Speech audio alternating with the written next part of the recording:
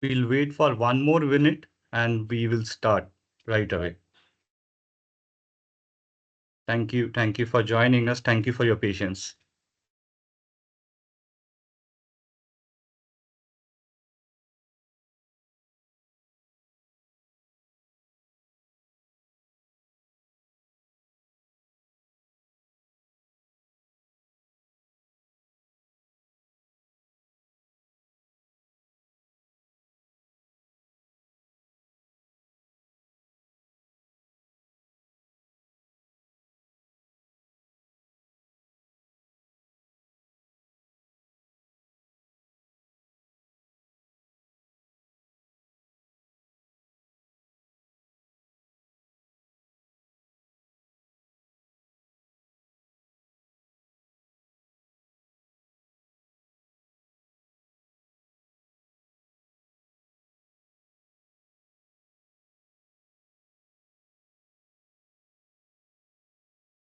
All right, we'll start today's session. Hope my voice is audible to all. First of all, good afternoon, everyone, and a very warm welcome on behalf of Logix Info Security team and Checkpoint team. My name is Animesh Patil. I handle marketing for Logix. We are thrilled to have you join us today for today's webinar on securing your email and collaboration workloads using AI and ML technologies. I'm pleased to introduce our esteemed speaker, Mr. Adam Fall. He's a specialist in Harmony email and collaboration. Please join me in welcoming Mr. Adam as he leads today's session. This session is being recorded and will be available for replay after the event. Throughout the session, if you have any questions, please do post it in the chat comment box. And at the end of the webinar, you can unmute yourself and ask the question to the presenter and the host. So we will start the session. Over to you, Adam. We look forward for a very informative session. Great. Thank you very much. Very happy to be here, and thanks everyone for joining. As mentioned, my name is Adam Folb. I run the email security side of Checkpoint for APAC. I'm based in Sydney, Australia. So it's lovely to be able to do this webinar for all of our Indian contingent here. Today, 4 main topics that I wanted to cover. So we've got a research component of Checkpoint called Checkpoint Research. And I've pulled some stats from the Indian market on threat intelligence in the cybersecurity space. I'm then going to go into a little bit about what we're seeing in the AI world, the dark side versus the light side, so the threat actors and the people like us trying to protect against that. Show you a little about how attackers are actually using AI to generate things like phishing emails, malware emails, using things like ChatGPT. And then finally, I'll take you through what our solution entails, how it works. And then at the very end, we'll open it up to all the questions that you might have as well. So I wanted to kick off just with some intelligence that we found from our Checkpoint research side of things. So the really crazy thing here is, and I've highlighted it up there, that on average, organizations in India are being attacked over 3,000 times per week. And that was just in the last 6 months. So it's really important to go and focus your energy right now on the cybersecurity stack within your organizations to make sure that that is using the best technology, having the best service partners to help you with that. But it's quite a lot that we're seeing here. I think it's slightly above the APAC average, and I've got some data here to show that. So over the last 6 months, you can see here that it's been pretty consistent in the number of average attacks that we see per organization. A little bit above the APAC average that we've seen here, but not too much, but it follows sort of the same trends. So that's where you see that 3,300 number on average per week. Now, the interesting thing in terms of industry verticals that we're seeing here in India is that education, research, and healthcare are by far the number 1 and 2 verticals that we're seeing that are being targeted. Now, you can see that there are a lot of other verticals that are being targeted here. Now, a really interesting one that I like to point out here is at the very, very bottom there, you see ISP, MSP, which is obviously what our partners here of Logix is. And typically the reason we see that in majority of the regions that I pulled this data from is that MSPs typically utilize and use in-house the technologies of the vendors that they use and that they go and resell and manage on behalf of us for your organizations. So the fact that an MSP is hit far less than the other ones is pretty much due to the fact that they do have their security posture internally or up to the top-notch vendors that they're using. So that's why we always encourage you to go and speak to them, find out exactly what they're using, what they suggest that each organization uses that helps them to go and protect their organizations. Now, a really big part of the phishing component of emails and organizations getting attacked is that a lot of threat actors out there impersonate brands. And obviously, the biggest brands that we're seeing here in India, and actually this is quite common across the world, is when you see things like Microsoft, Apple, Google, Facebook, etc., trying to threat actors impersonating those companies to try and get you to do things like credential harvesting, put your credentials in, and then they get those. The interesting one that we've seen here in India specifically as Alibaba has been on the rise here. So there's obviously a lot of traction with Alibaba in India and around Asia Pacific, where we're seeing Alibaba being impersonated, where they send emails to organizations or to users in those organizations to try and manipulate them into logging in, entering their credentials, etc., which obviously then gives them that information and they can go and compromise those accounts. Now, this information here was quite eye-opening. So there are about 8.2 billion emails sent per day in India, across all of India. And about 15% of them, so 1.2 billion of them, are deemed as malicious by a variety number of security vendors out there. It's not just Checkpoint, that's the ones that get listed and get publicized as well.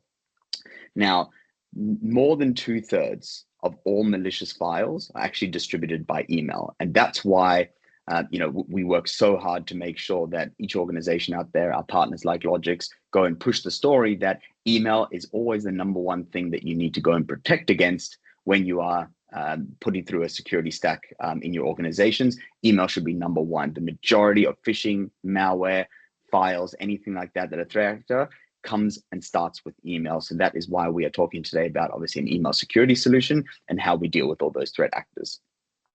So 1 out of every 900 email attachments in India is malicious. And 1 out of every 500 links in those emails is a malicious link. Now that's across the whole of India. Out of every 500 links out of those 8.2 billion emails is potentially malicious. And then 1 out of every 50 is an extortion. And an extortion is what I explained before, which is where someone's trying to manipulate you into giving your credentials, into sending you a ransomware where it encrypts your data, etc.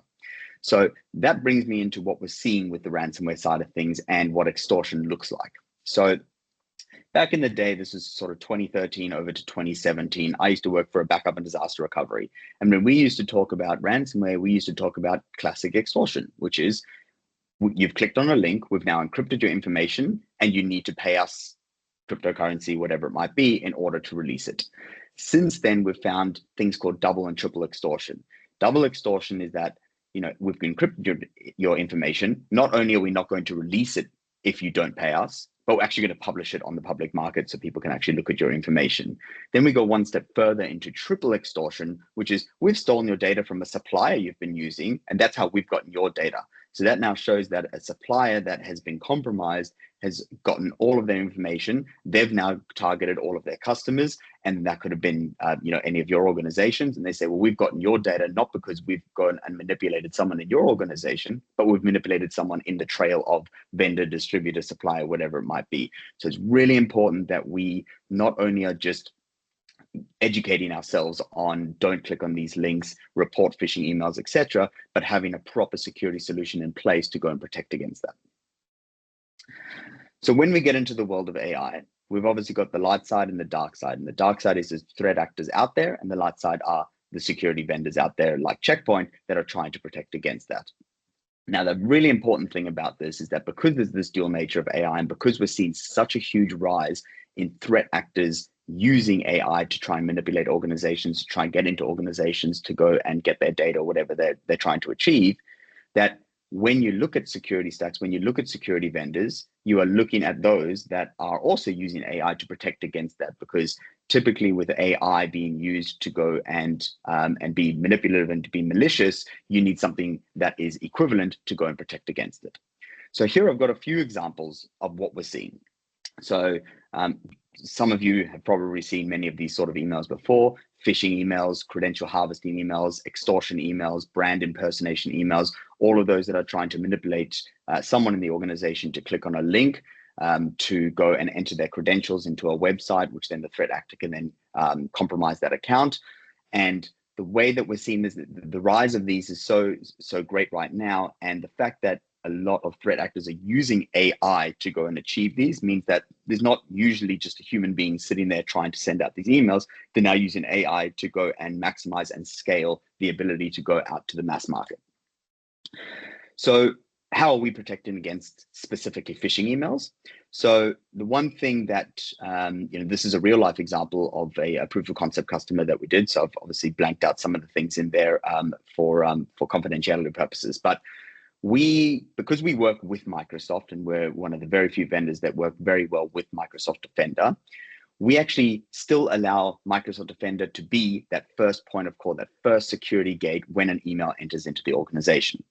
But there's a lot of times that Defender doesn't have the capability, I guess, to go and inspect all of these emails and make a correct decision. So in this example, you can see that Defender actually marked this one as clean. Now, if Defender marks it as, if Defender quarantines it, then it goes into our dual quarantine, and you can go and manage that from a quarantine perspective. But if Defender misses it, then typically it would then just end up in the user's inbox. But Checkpoint comes in as the last stop before the inbox and rescans that email. And in this case, we said, no, we think that this is phishing. We give you a full reason. So we think this is a potential credential harvesting attack. Not only that, because we are an API-based model, we have the ability to sandbox those URLs or attachments or QR codes, whatever it might be. We put them into a sandbox environment and we go and inspect them. And in this case, you can see that the link that was in that email was inspected to show that there was no HTTPS protocol. It was a very low reputation domain and zero traffic to that domain that they were trying to impersonate. And we were actually unable to obtain any domain registration information as well. Now, at the bottom, you can see the AI model impact. Now, we have about 200 decision-making engines in our AI model that look at all different factors of an email, of their attachments, etc. And we give you the top reasons as to why we said that this specific email was phishing, or we quarantined this, or whatever the reason of the verdict was. So in this instance, we said that based on the user location, and now I know that there's a lot of instances out there and examples out there of someone trying to intercept an email from a different IP address before they do something with that email, insert in a malicious link, insert a fake invoice, for example, whatever it might be, and then send it on to the recipient. So we actually track that user location. And if we see that a user location is not correct, we'll flag that. The link properties, which obviously you can see here in the URL sandbox that we've determined is malicious, but also the text analysis and the message rate. The message rate is, how frequently has the sender and the recipient actually been emailing and communicating? And in this case, obviously it was none or not very much. So therefore we flagged it as you don't really receive emails from this specific IP address or this specific email address. So we're flagging that as potentially malicious. The text might be not quite professional. I've got some examples of that as well. It might be different language than this sender has sent before. So we take all that information, we pack it into our technology, and we say, we've quarantined this email, and these are the reasons why. So you can actually have an in-depth understanding on what's going on. So when we're looking at things like, let's go back there. When we're looking at things like impersonation of URL websites. So this is just an understanding of what that sort of looks like. Let me get this video working here. There we go. So what we can do and what the sort of the AI technology sitting behind us does in the background, and this happens with any time that there's a URL, a link that comes in, is we can actually put that into a sandbox environment. We can then open up the real URL of who they were trying to impersonate. In this case, you can see it's Office 365. We can look at things like the URL similarity, the font, the colors of your web page. We put them side by side and we go through each of these line items to make a verdict on whether we think this is malicious. We look at the domain reputation. We look at everything that happens around that URL in that sandbox environment. And then we come to you and say, okay, this is actually a malicious one, we're going to quarantine this, or no, this is a legitimate email from Microsoft, we've done the match and everything checks out. So, and then we give you an understanding that says, beware, this site is blocked, and we think that this is a malicious site that someone has sent you.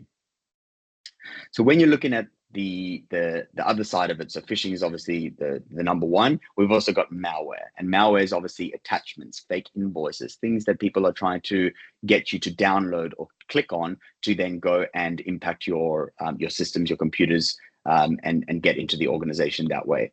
So what we're seeing a lot of now, and one of the topics of the agenda of this webinar, and a lot of the partners that I'm speaking to and customers that I'm speaking to have brought this up as a concern, is fake invoices, where someone is receiving or compromising an account and changing perhaps bank details that says, then it sends to the sender, sends to the receiver, and they say, hey, we've changed our bank account details, please update these, and next time you pay us, it must go to this bank account, which is obviously the threat actor's bank account. Things like online payments, so PayPal, an invoice has been updated, please click here and pay your invoice. You know, a lot of people that maybe don't have the education or don't understand, or it looks legitimate, might just click on that, go ahead and proceed with the payment, and then that goes to a threat actor and not who it's intending to go to. So it's important not only just to rely on people's understanding and ability to go and look at what might be malicious, but get a security solution in place that has the capability to go and inspect all of these to make sure that they are actually safe. So in this instance, and this was a specific one that we found on invoices. So once again, we have our AI model impact that shows the confidence level of our AI in detecting a threat. So we've got our 200 indicators, and we've said that this was a medium level. And what we're doing is we're actually scanning not only the content of the email, but the attachments as well. And we give you a textual analysis on the indicators. So in this case, our generative AI analysis of an email that had a fake invoice in there said, you know, the suspicious elements was they're requesting routing information. So this sensitive financial information that they're requesting. We have DLP capabilities, so you can put that sort of those sort of credentials into DLP to say anytime that this exists, anytime someone's asking for a credit card number, whatever it might be, please flag that as sensitive financial information. They're also asking potentially for payment via gift cards or cryptocurrency. They're using unprofessional language in the text of the body that says, we'll like you again, which is not proper English. So we flag this as suspicious, and we will quarantine this, and we make sure that that those emails don't actually get delivered to the recipient for them to even go and click on. Now, the other side of the malware is using that sandboxing capability in our AI to go and inspect perhaps a zip file. So in this case, this was a zip file that was attached to an email where, once again, Microsoft Defender marked this as clean. Then when we picked it up, we said we're detecting a malware in our sandbox. On the right-hand side, you can see the zip file in the middle. We unpacked every single file in that zip file, and we found 2 other red dots that had embedded URLs that we pulled open in that sandbox environment. We said that these are malicious. Not only that, we were able to then emulate those videos and give you a suspicious activity, so a video of what would have happened if someone had downloaded that zip file, unpacked it, and then opened those URLs. And we can actually show you what that looks like. So this all happens in a sandbox environment, so it's protected. And then we make our verdict, we make our decision to say this was actually a malicious email, and we are going to quarantine it.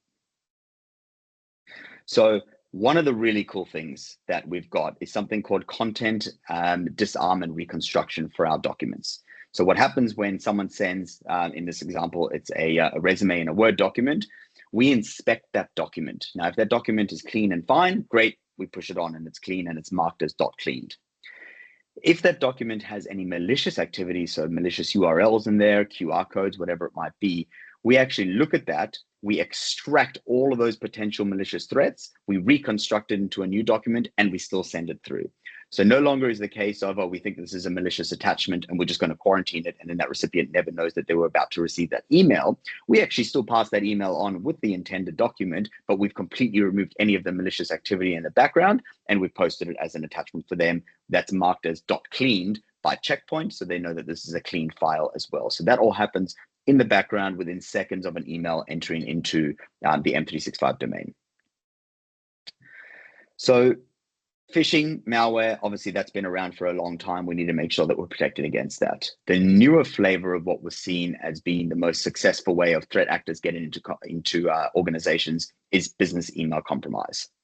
And for those of you that are unaware of exactly what business email compromise, essentially a threat actor or a hacker is going to either be impersonating a partner or a supplier or someone that you interact with, or has gone through a compromised partner already that has given their credentials in something, and then they're using that to go and target a user or an organization or whoever it might be.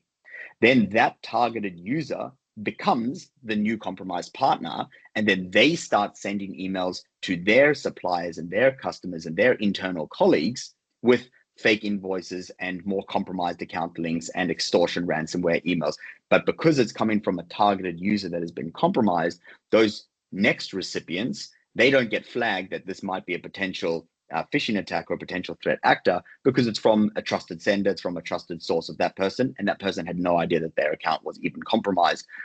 Because when the business or the user gets compromised, sometimes they don't actually execute whatever it is that they want to execute immediately. It might take some days or weeks or even months before something happens. So if you've clicked on a link and you thought, oh, that link was maybe suspicious, but I've closed it down, nothing might happen for a month, and you forget about that link that you clicked on, and then all of a sudden your account starts sending emails out with whatever the threat actor has designed that link to do. So that's what business email compromise is. This is an example of a really big university. I think it was based out of Malaysia that we did a proof of concept for.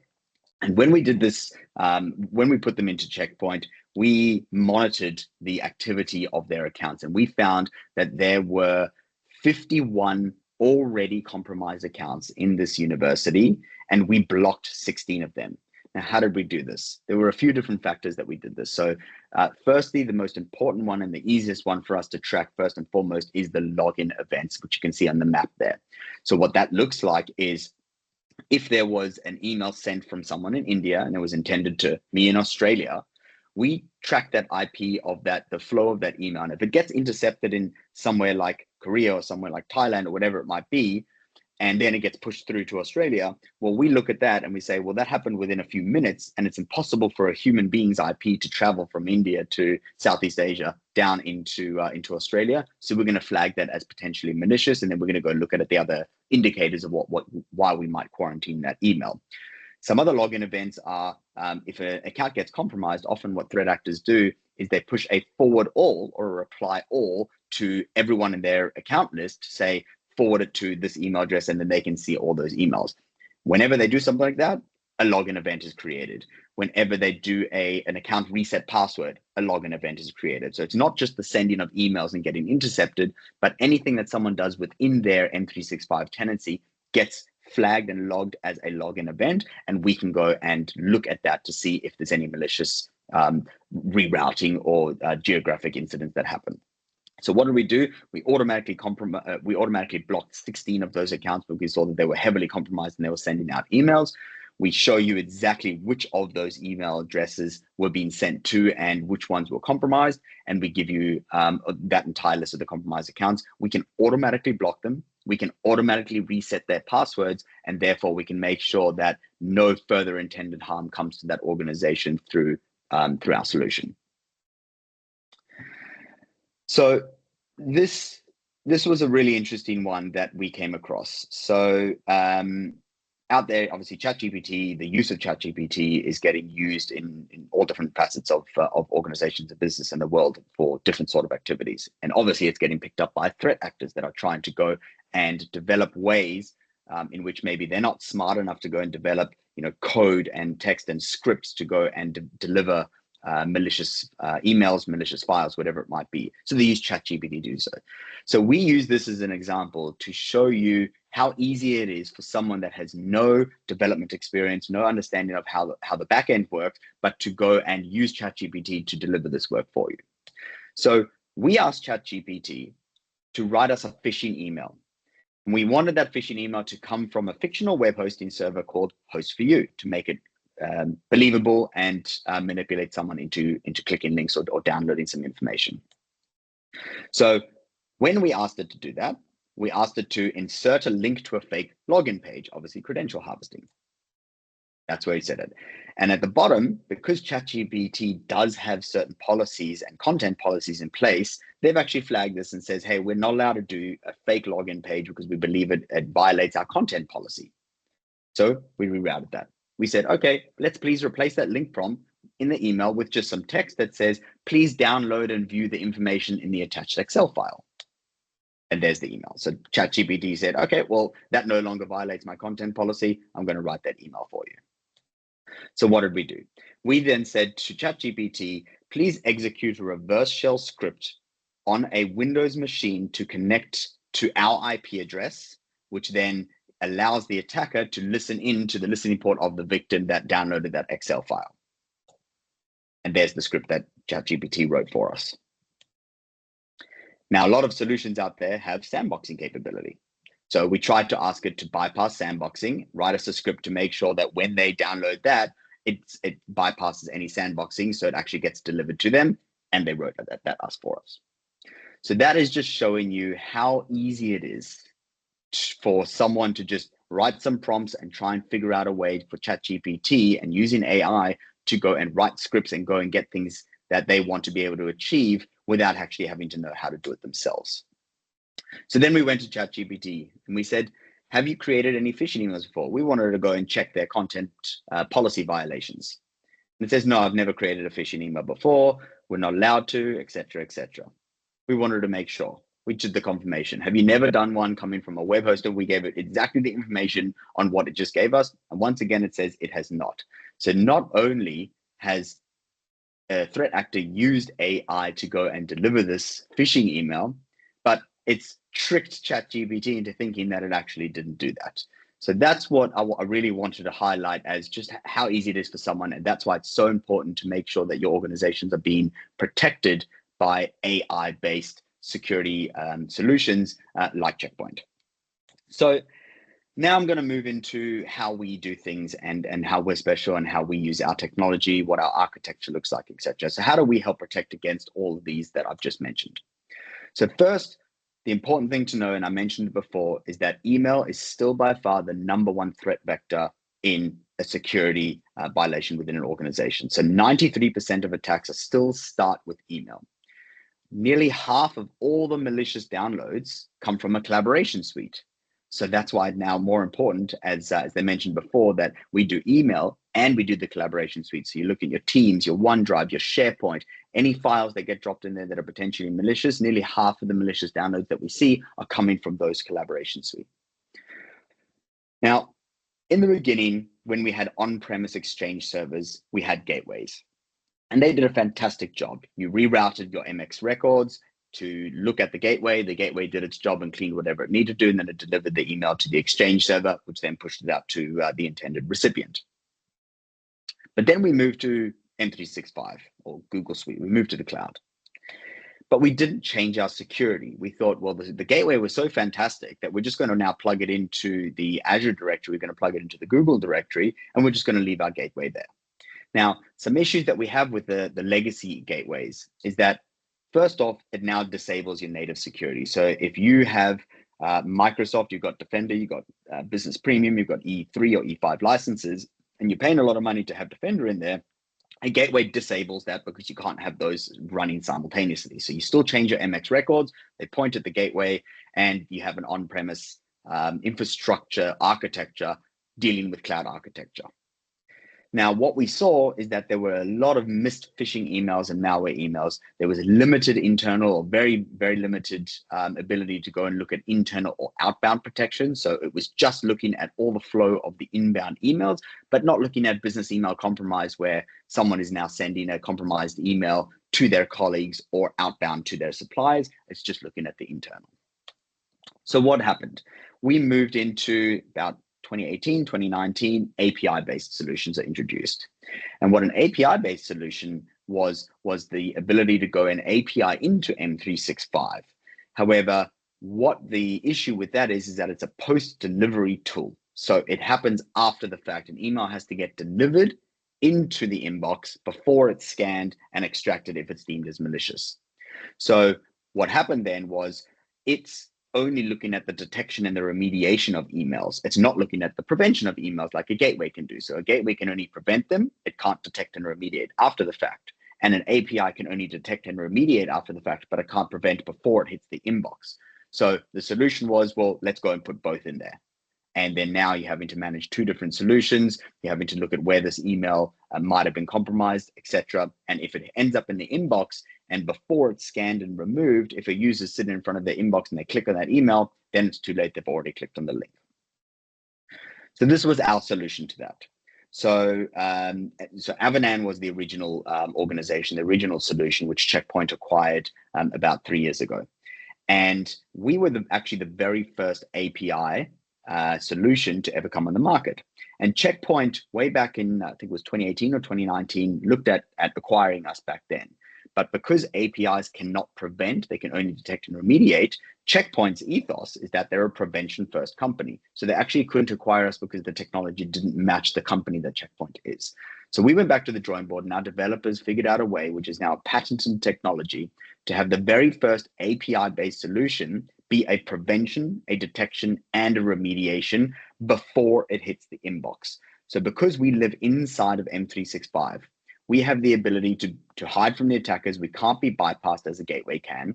We protect the inbound, the outbound, and internal email. And because we live inside of M365 through APIs, we have the ability to protect the entire collaboration suite as well. Now, one of the cool things that we can do with Microsoft is that we've got another patent with Microsoft, which fully augments Defender for 365 within Checkpoint's portal. So we've got something called a unified quarantine, where if Microsoft Defender quarantines something or we quarantine, you can manage that quarantine from one portal. You don't have to deal with Defender and Checkpoint. We can do it all through our portal to go and look at any quarantine items, to go and inspect them. But very importantly, we see this with Microsoft as what we call defense in depth, where Microsoft Defender still sits there as the first line of defense. Then Checkpoint is the last stop before the inbox, and together we remediate the most phishing emails out of any other solution out there together. Now, when Avanan got acquired by Checkpoint, one of the greatest things that Checkpoint has is this AI and machine learning capabilities called the Threat Cloud.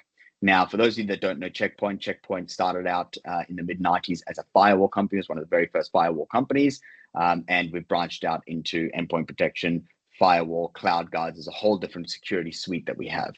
Every single one of those solutions is powered by the brains of the Threat Cloud. And the Threat Cloud is this AI machine learning capability that gives us intel into everything that's happening across every one of our solutions across the entire world. So for example, if in India that someone has a Checkpoint firewall and that firewall sees something coming in through the network that is potentially malicious, that is a 0-day threat, and no one's ever picked it up before, and we deem it as malicious, within seconds, that information is shared with every single one of Checkpoint's products around the world. So someone in Australia that has our email protection now knows that that 0-day threat that happened 2 seconds ago in India through a firewall is a malicious, and we're going to look out for that. So that's how we protect against 0-day threats. It's an incredibly powerful solution, that Threat Cloud. So we did a phishing simulation report where we analyzed over 300 million emails, and we did it per 100,000 emails. These are the results that we found based on phishing protection or missed phishing. So based on 100,000, no security solution, no cybersecurity solution out there is absolutely bulletproof, and we know that, right? But we missed 10, so we're not bulletproof. But that was pretty good compared to the next best one, which is a gateway there, which missed 440. So in this report, of all those hundreds of thousands of emails, we were 44 times more effective at catching phishing emails than the next best solution. We were 93 times more effective than Microsoft's native solution. That's why we are saying that we work with Microsoft to make sure that we are a dedicated email security solution that is going to protect anything that might slip through the cracks when you put in a Defender solution there. When you look at this defense in depth strategy, what we have the ability to do through our portal is you can see how many emails over, in this instance, the last 14 days or whatever the time frame is that you want to choose, how many emails came inbound into the M365 tenancy, how many Defender picked up and quarantined, then how many would have gone through to the end user, but then how many Checkpoint actually got. And you can see here that we picked up out of this example 26 more malicious emails, 2,500 spam emails, and the rest of them we delivered. So if we weren't in there, an additional 26 malicious emails that we deemed as absolutely malicious would have been sent to the end user. And that's what we're trying to do, is to protect everyone from even receiving those emails in the first place. Now, we have a really cool thing called our security reports that get generated on demand, or you can do it on a daily or weekly basis, whatever it is. And it's about a 7-page document. This is just an example of the overview, where we actually list how many emails we stopped and we caught were phishing, malware, spam emails. We do event trends on days, what days were higher at detecting email threats than other days. Which total users have been attacked the most? So potentially which users are being targeted by threat actors out there? Is it, is it someone in the sales team? Is it someone in the executive team? Whoever it might be. If there's a common user, then you can go and do things like reset their passwords or create multi-factor authentication, whatever it might be. But we give you the ability to see all this information within that tenancy. So I just wanted to share some new product releases, because it's very important to know that we are consistently and continuously developing our product. In fact, our developers have an SLA of 5 new product releases every single month. So we are constantly bringing new things to our product to show that we are keeping up with whatever's going on out there. We are constantly investing in this email security product. One of the really cool ones that has just been released is our AI automated handling of end user requests. Now, most IT teams out there, most MSPs and MSSPs like Logix, a lot of their analysts and their support team deal with tickets based on email security related tickets. And that looks like either requesting quarantined emails, requesting to restore them, or emails being reported as phishing and they having to inspect them. So what we're able to do is do a re-evaluation verdict of any of those requests. So our AI comes into it and we actually re-look at that email, and then we can actually make an even more accurate judgment of what that email is. Now, if we say, actually, you're right, this is clean, we're going to deliver it straight to the inbox. If we say, no, this is absolutely malicious, it's going to be remained as quarantined. Or if we have an inconclusive, you can then choose to do a manual review when then the ticket gets raised to a support staff or to an IT staff to go and have a look at that email. So we're just helping to reduce the amount of time people are spending on those email security related tickets, where the majority of them they don't need to be actioned, they don't need to be looked at, and our AI can actually look at that for them. Another really cool one is our DMARC capability, our DMARC management. So we have now the ability to go and look at any DMARC policies, look at all your safe IP addresses, your safe vendors that you're accepting to go and send emails on your behalf. So if you're using things like Salesforce and HubSpot, things like that, that you're saying, I'm allowing you to use our domain to send emails on our behalf for marketing purposes, whatever, you put that into a DMARC policy. We have the ability now to go and have a look into that DMARC policy and go and suggest recommendations based to make you as secure as possible, so you are not getting any unauthorized people sending emails on your behalf. And coming soon, and this is one we're really excited at, it's been in the beta testing now for about 6 months, and hopefully it's going to be released in the next few months, is our security and awareness training module. So this will be able to go and give all of the users in your organizations the ability to go and get a fake phishing email, which you can then track, and then go and train them afterwards through different videos, through security awareness training, to make sure that they know that what to look out for, if there's something fishy going on, if there's, sometimes we see a Microsoft email, for example, where the O in Microsoft is a 0, looking out for those sorts of things, but you actually do an awareness training. So there's a lot of companies out there that do this. We've now incorporated this, developed internally to go and deliver this within our email security. So coming to the end now, hopefully you've seen a little bit about what our security solution to do, what's out there in terms of AI and how we're dealing with that. So we've got a really cool security challenge, and that is that if you go through Logix and you go and set yourselves up in one of our free proof of concept, one of our free security assessments, which I'll share the link with in a moment, and we don't catch as many phishing emails as your current provider, we'll give you a free PlayStation 5 for wasting your time. So the important thing that we are saying here is we're putting our money where our mouth is. We are saying that we are out there catching more phishing emails than anyone else out there, and we're happy to go in for you guys to do this challenge. So with that, I want to thank you for your time and thank you for having me. Thanks to the Logix team for putting this on. I always love dealing with our friends at Logix. This is the final slide here, which is a link to the free email security assessment tool. And that's what Logix will run on your behalf. For any more details, there's all the details there. So with that, I want to thank you, and I'll hand it back to the Logix team. Thank you, Adam, so much for a wonderful session, highlighting some of the real examples of how the threats are evolving, and most importantly, how these emerging threats can bypass the traditional gateways. And definitely, you gave a reason that why these AI-powered technologies are required to stay ahead and secure your future. The last part, I think Adam gave a great giveaway that if you do a free assessment with the Logix, there is something rewarding for you to get. Okay, and just to let all our members know that Logix is the only managed security service provider appointed by Checkpoint for Harmony in India. And with this collaboration, Adam has already said this, we are happy to conduct a free email security assessment powered by Checkpoint AI. You get a chance to discover what is being undetected by your present setup. That's the most important thing. And the best part, let me tell you, it's free, it's fast, and requires no commitment.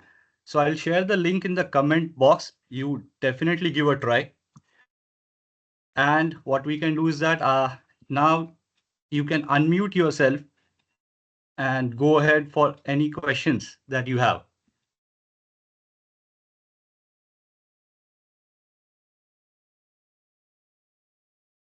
Hi, Adam. Are you able to hear me? Yes, hi.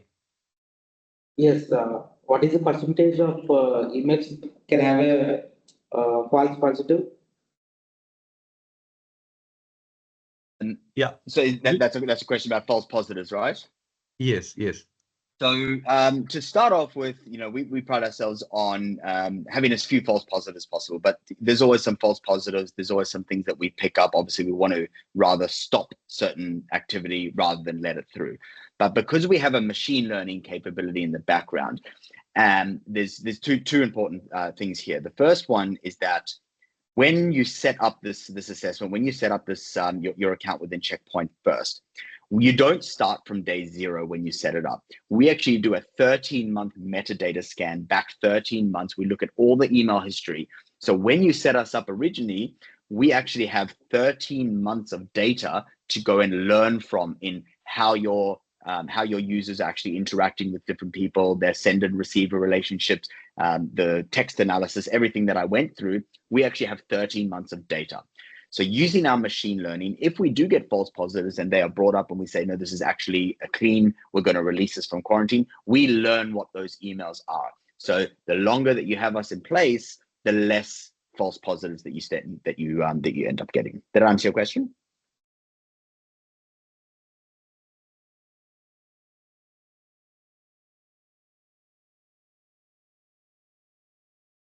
Any other questions?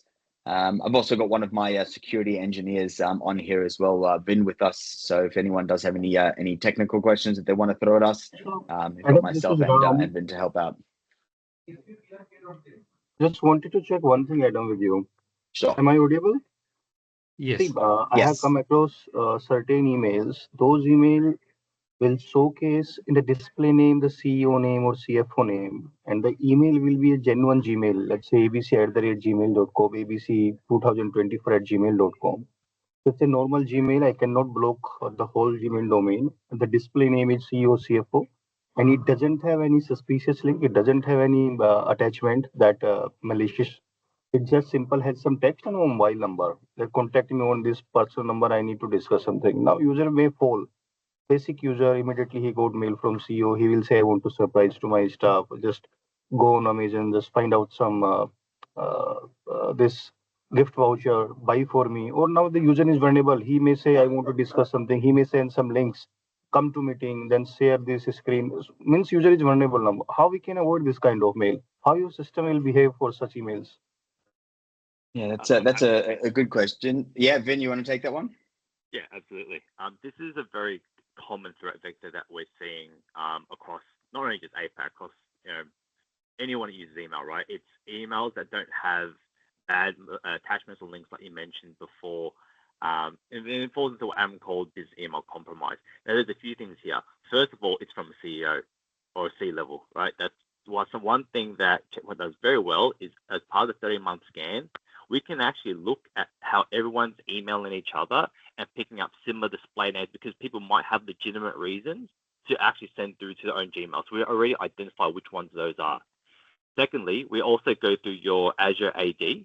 And if you have any titles like CEO or whatever it might be as part of your structure, we also pick up on that as well. Then we get to the textual analysis. Adam kind of mentioned before how we can actually use AI to go through the body of an email, just find out, hey, is this person speaking? There's a baseline security that we have in place as part of our learning. Is this person asking for something specifically like gift cards or vouchers? Are they more casual in their language? Are they urgently asking for something? Right? These all factor in to the 200 plus engines that we use for us to give us a level of confidence that will say, okay, this is ticked over the threshold and we're going to hold it and block it and alert an administrator, or we can do some other things as well as part of our workflows. But yeah, everything you mentioned there, we see it day in, day out, and we're in a very good position to pick up on those ones that aren't necessarily bad right off the bat because there's no bad link or attachment, but because of these other characteristics, we can actually pick them up. Fine, got it. Hi, Adam. Actually, beforehand, I used the Cisco email security. We have a stringent policies placed in email security. The problem here is that all the emails are getting quarantined, and my whole day is getting done by clearing the message by searching each and everything. How is that avoided in these Logix, the checkpoint? So I got the first part of that. So you use Cisco's most, I think Cisco, they call it ironport, the on-prem appliance to check emails beforehand. What was the second part of that question? Sorry, I think the line was a bit fuzzy on my end.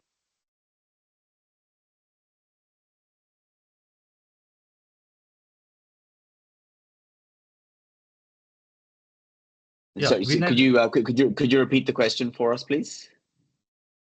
Actually, beforehand, I used this email security from Cisco. We have placed a very stringent policies. Due to that, all the emails are getting placed in the quarantine before delivering to the user. So how are emails getting put into our quarantine the before it present gets delivered situation to is that you have put in a lot of policies, and because of the policies, you will have a lot of false positive. Resultant that you have a lot of false positives and you have a lot of quarantined mails, and thus you have to spend a lot of time to release those mails from the quarantine. If you opt for checkpoint, the accuracy level is so high that you do not have to spend that much of time actually weeding through false positives. That's point one. And the second point, digest to the end user so that he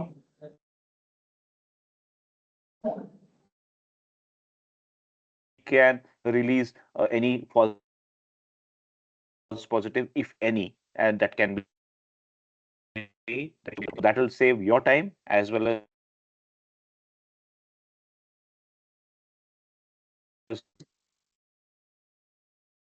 I think you're right. You're cutting out a little bit there, Prashant. I think the end of that we just missed there is that we provide all of our customers, our partners, with an end user quarantine portal that they can go and have a look at all the emails that have been quarantined themselves, and anyone that is potentially false positive or not malicious, they can actually request to restore.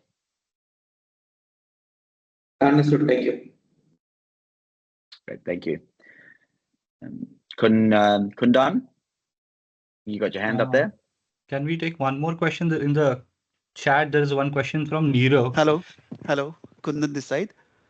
Yeah, hi, Adam, Kundan. hi. So I just want to know whether this system will be able to handle encrypted emails or maybe attachments which are in encrypted formats. Yep. Vin? So encrypted ones are hard because they will require a password for us to access the scan, right? So a lot of customers, what they would generally do is they put on hold. That means admins have to go in, have a look, use their own tool. It takes a lot of time. the point with Checkpoint email security is we don't want to have to use a lot of time for a lot of these style attacks coming through. So what we can do as first phase is try to look for the password within the body first, or regularly use passwords part of a table, and not necessarily brute force, but like try to get into it with, maybe there's a password in the email. That's the first step. The second step is we're never going to actually let through. We can't scan for it, so we can hold for it. Now, what's key with Checkpoint is we can actually prompt the end user. We can say, hey, we've received an email that was for you and it's been password protected, but we can't open it. But you can actually go to the web portal, put in the password there, then we can scan for it. And once we scan for it and it's good, we can allow it through. And if it's not, then obviously we hold it. So it just helps with that, streamline that process a bit more, yeah. Okay. And what is the normal latency introduced? Like how much time does it take? During the slides, you said normally it takes 3 seconds. Is this for mail delivery? Is that the question? So like, from email scanning, detecting the threads and delivering the final, error-free or, proper email to the user inbox. How much time does it take to scan and detect and deliver the email? Yeah, there's going to be varying time because there might be an email that has just plain text and it's quite, it's got nothing in it, we'll deliver it through. Some of it will have malicious attachments, which we need to sandbox, and that could take a little bit more time as well. That being said, you wouldn't expect us to be any slower than a secure email gateway because of the way we process things. We use transport rules essentially as part of our delivery service. That's instantaneous. And you've also got the ability to put a timeout in the setting as well, because maybe after 5 minutes or so, I'm not saying this happens to everyone, but you can put a time and say, it's taken more than this time, just send it anyway, right? The security implications that come with that, but the option is there for our customers. Okay. Yeah. Okay. Thanks. And I can see Bala, you've got your hand up. Hello, I have posted a question in the chat box. Can you please take? Oh, sure. Yep. Let's have a look.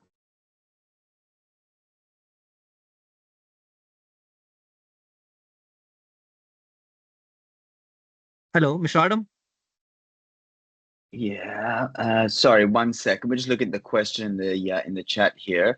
Vin, do you know? So we are using Trend Micro for email security. How much better is it compared with Trend Micro? I mean, do you know much about Trend Micro's architecture, Vin? Not specifically the architecture. What I can say is we generally don't come up against them so much around the email security space. I think they're known for a lot more on some of the other products outside of email security. But they have come up in time, and this is a perfect opportunity, right? What Adam mentioned, where we can sit and see what the gap analysis is between us and some of these other providers, and give you an idea of their efficacy on top of that. So yeah, definitely something. Yeah, that that's a good one, Ben. Yeah. So if you actually put us into the free assessment tool, what we can do is we actually sit in something originally called learning mode or monitor only mode, where we're not actually in the production environment. We're not stopping emails. We're just having a look and seeing what emails are coming through. And if we look at them, we will say, if we were in a production, we would have stopped this email. And if we inspected it, that means that your previous provider, in this case, Trend Micro, would have missed it. So that would be the best way for you to actually see, how much better it is within your organization, is put us in for this free assessment with Logix. And we will generate a report for you that shows you that this is how many emails Trend would have missed, and this is how many emails Checkpoint would have caught had we been in your production environment.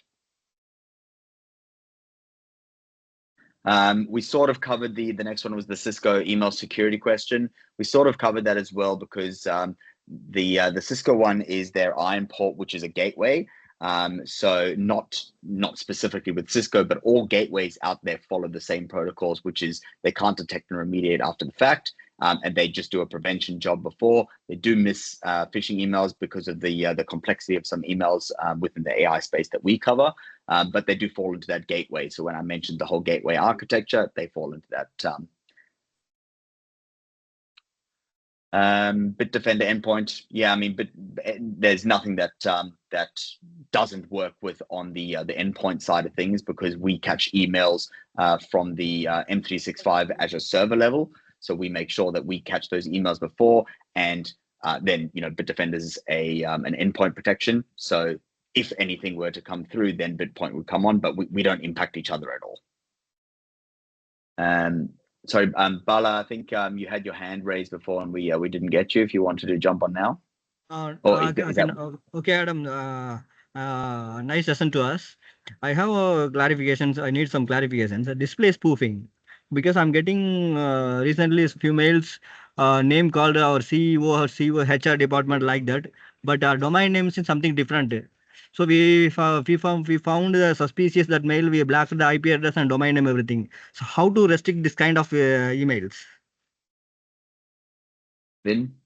Yep, there's a few things there, and I feel like with this email, there's a lot that we can pick up, right? Like outside of just bad IP addresses, that's a very legacy thing that secure email gateways will depend on for a majority of their stack. But when we look at the technical insight with Checkpoint Email Security, we're looking at reputation analysis, communication patterns, textual analysis of the actual body. We're looking for a mismatch to the name. We're looking at your VIP that you can set in place, and there's any Gmail around that as well. We take input obviously from Microsoft and for Google as well in terms of how they think. So there's so many factors that come as part of it. It doesn't sound like an email that we don't see. It's a very common thing that we block. And if you want to see it in action, then to Andy's point, we can go ahead and just pop it into a POC, and we can kind of have a look and see what we pick up above and beyond. I think we have time for one more question, which is what is the compatibility like with Google? So M365 and Google, they work the same way with us. We provide exactly the same technology and solution for both. So we API into both. So if you've got a G Suite organization, everything that I've explained to you here works exactly the same way with G Suite. So feel free to give it a try. There's full compatibility and integration with them. No limitations because it's Gmail. It works the same as Microsoft and all the collaboration apps as well. So with that, just conscious of the time that we're nearing the end of the hour now. You've got some email addresses there in front of you for the Logix team, both sales and marketing. If you've got any more questions, please feel free to email them, contact them if they want to get us involved in giving some more demos or whatever it might be. More than happy to do that for everyone on this. But with that, thank you very much for jumping on. And Animesh, any closing thoughts? Yeah, so a lot of questions are coming up, and the last thing that I could say is that if you could do that assessment part, okay, there would be much more clarity. You will experience how the AI powered technology is working.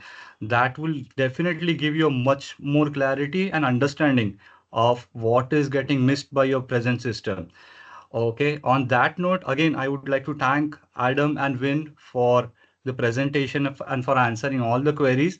And I would also like to thank all our customers, members who have taken the time from their busy schedule and been part of this session. So thanking you all. We will close this session for now.